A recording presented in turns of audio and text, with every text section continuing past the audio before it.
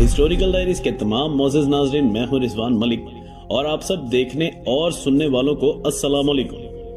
پیارے دوستو، پچھلی ویڈیو میں ہم نے قیامت کے دن کے بھیانک منظر کا ذکر کیا تھا کہ وہ دن ایسا ہوگا کہ باپ اپنے بیٹے کو چھوڑ دے گا، بیوی اپنے شوہر سے دور بھاگے گی، بھائی بہن کو پہچاننے سے انکار کر دے گا، چاروں طرف نفسا نفسی کا عالم ہوگا، لوگ اپنے پسینے میں ڈوبے ہوں گے، مگر اسی بڑے میدان میں ایک ہستی سب کے لیے پکار رہی ہوگی۔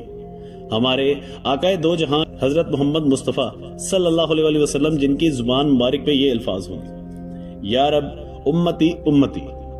حضور نبی کریم صلی اللہ علیہ وسلم اللہ تبارک و تعالیٰ سے سفارش کریں گے اور پھر حساب و کتاب کا آغاز ہوگا۔ سب سے پہلا سوال نماز کے بارے میں ہوگا، جیسا کہ رسول اللہ صلی اللہ علیہ وسلم نے فرمایا، قیامت کے دن سب سے پہلا حساب نماز کا ہوگا۔ اگر نماز درست ہوئی تو باقی اعمال بھی درست ہوں گے، اور اگر نماز خراب ہوئی تو باقی اعمال بھی خراب ہوں گے۔ اس کے بعد اور 5 سوالات پوچھے جائیں گے۔ اپنی عمر کہاں گزاری، اپنی جوانی کہاں خرچ کی، اپنے مال کو کہاں سے کمایا اور کہاں خرچ کیا، اور اپنے علم پر کتنا عمل کیا۔ اس کے بعد اعمال کا وزن ہوگا، جس کا پلڑا بھاری ہوا وہ جنت کا حقدار ہوگا، اور جس کا پلڑا ہلکا ہوا اس کا انجام جہنم ہوگا۔ پھر پل صراط کا مرحلہ آئے گا۔ سوال یہ ہے کہ پل صراط کیا ہے اور کہاں ہے، کون اس پر بجلی کی طرح گزرے گا، اور حضور اکرم صلی اللہ علیہ وسلم کن خوش نصیب لوگوں کو وہاں سفارش کرے۔ آج کی ویڈیو میں ہم انہی سوالات کے جوابات جانیں گے، تو آپ سے گزارش ہے کہ اس ویڈیو کو آخر تک ضرور دیکھیے گا۔ ناظرین گرامی، پل صراط سے پہلے ایک اور مرحلہ آتا ہے جسے حوض کوثر کہا جاتا ہے۔ یہ حوض محشر کے میدان میں ہوگا۔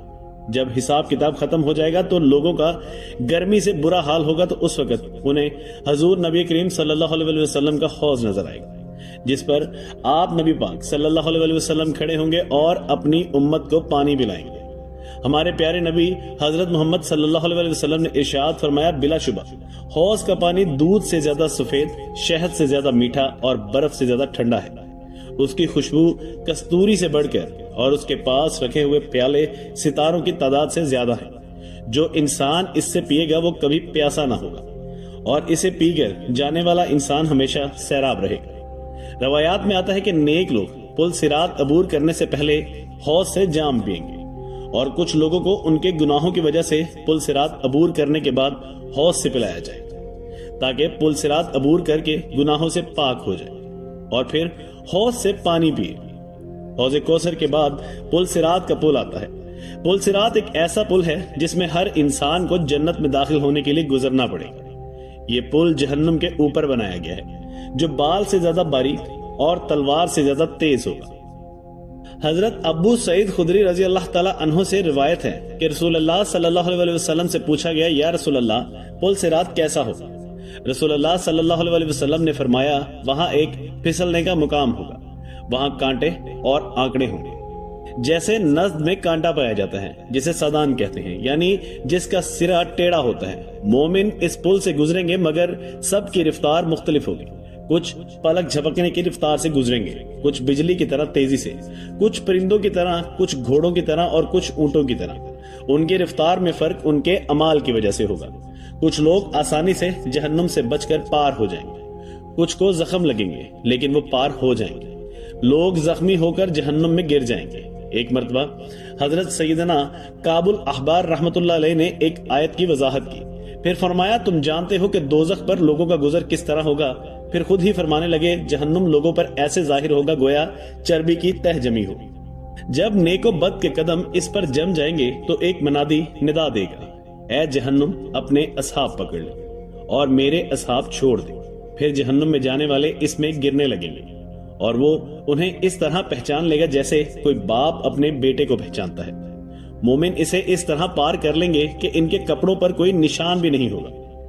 پل صراط ہر ایک کے لیے بال سے زیادہ باریک نہیں ہوگا، بلکہ جس کے لیے اللہ کریم چاہے گا اس کے لیے یہ وسیع و عریض وادی کی طرح ہوگا، جیسا کہ حضرت سیدنا سعید بن ابو ہلال رحمت اللہ علیہ نے فرمایا، میرے پاس یہ بات پہنچی ہے کہ قیامت کے روز پل صراط کچھ لوگوں پر بال سے بھی زیادہ باریک ہوگا، اور کچھ کے لیے کشادہ وادی کی طرح ہوگا۔ سب سے پہلے پل صراط پر نبی کریم صلی اللہ علیہ وسلم اپنا گزر فرمائیں گے، پھر اور انبیاء و مرسلین، پھر یہ امت اور اس کے بعد دوسری امتیں گزریں گی۔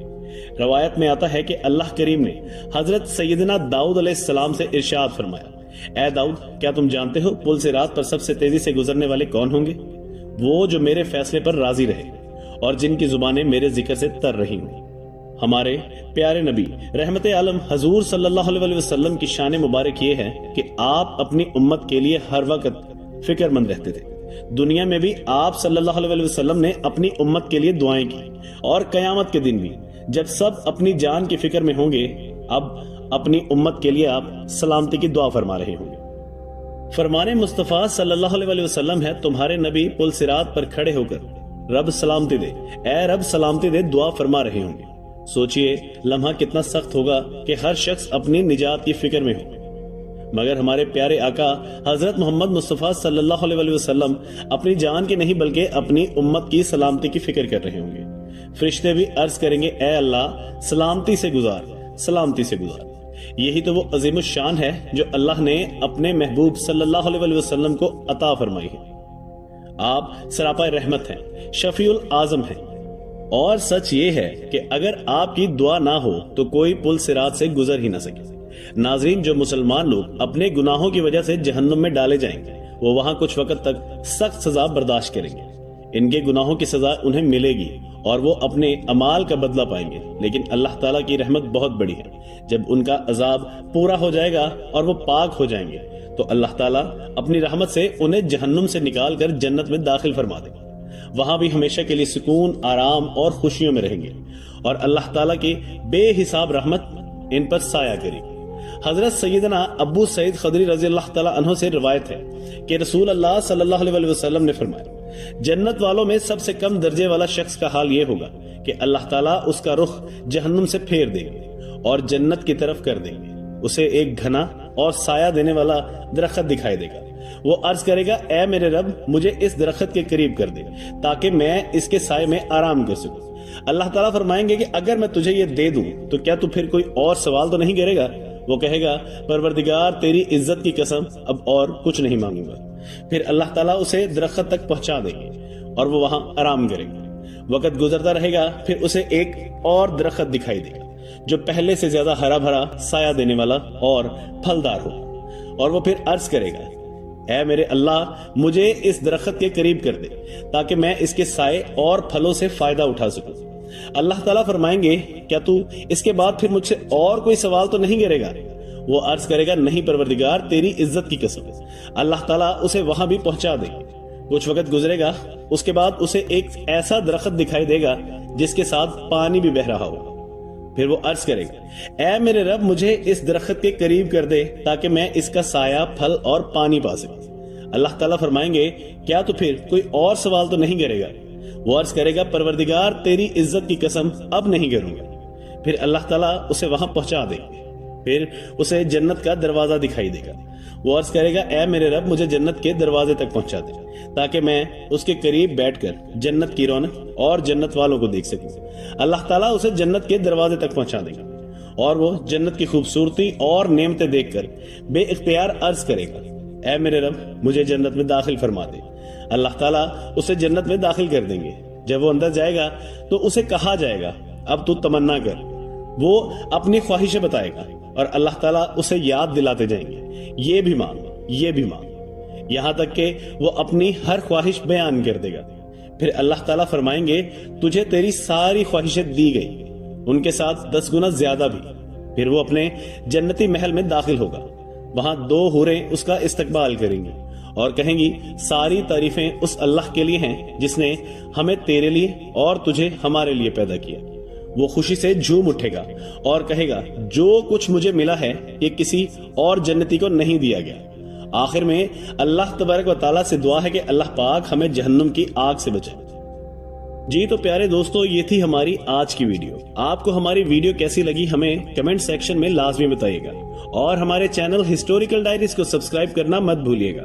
اس کے ساتھ ہی آپ سے ملاقات ہوگی اگلی ویڈیو میں۔ تب تک کے لیے ہمیں اجازت دیجیے۔ اللہ نگہبان۔